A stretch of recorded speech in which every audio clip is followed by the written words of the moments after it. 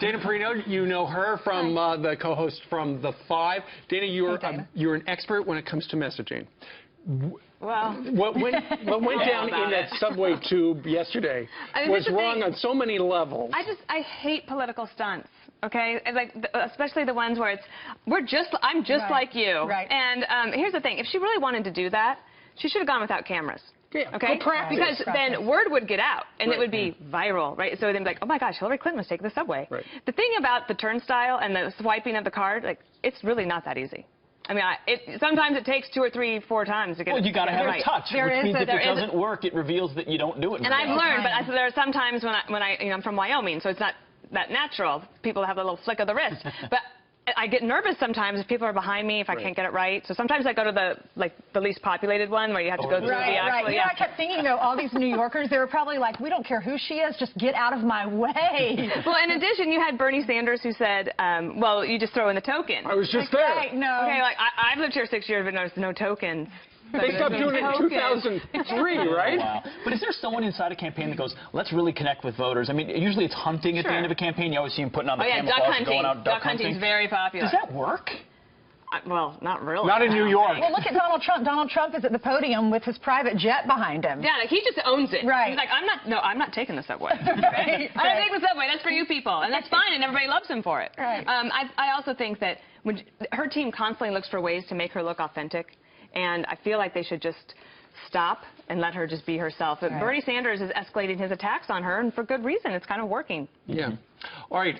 Well, you know, it's the battle for New York. If she loses in New York, she's in big trouble. Maybe that's why Bill Clinton got so feisty yesterday. He was doing his regular stump speech in Philadelphia. There he is right there. And then a member or two of the audience, Black Lives Matter people, were protesting the 1994 crime bill. And we want to play you an exchange where he really gets mad. Watch this. Okay.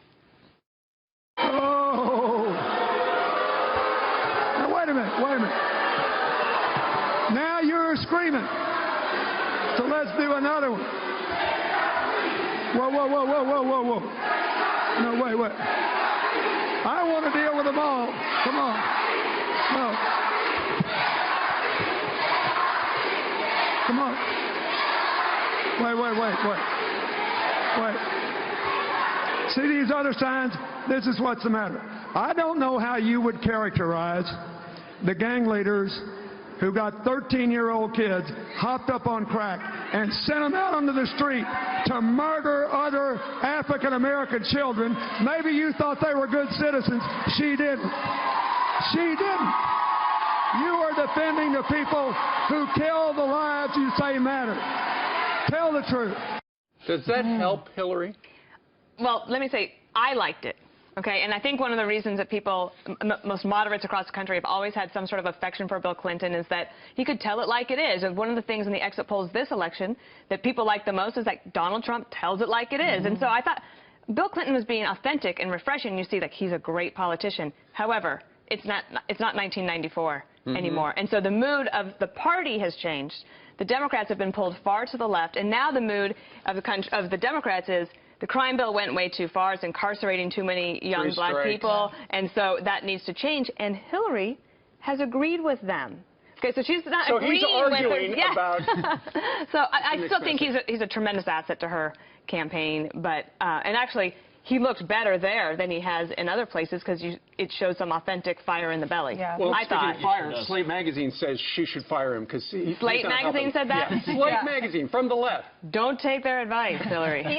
They say that she should fire him because he's made several comments, a barrage of comments lately against President Obama. Yesterday he said, unlike when I became president, a lot of things are coming apart around the world now. Then around the world. Yeah, and then he went on to say, you know, the awful legacy of the last 8 years. Is it calculated, or is he just going off the cuff on this? I think he believes it. No, you know, there are but his wife was a part of this administration. Right, but but first and foremost, he is about Bill Clinton, okay? And he wants his wife to be president very much. I think that that would seal up his legacy. He'd feel very good about it.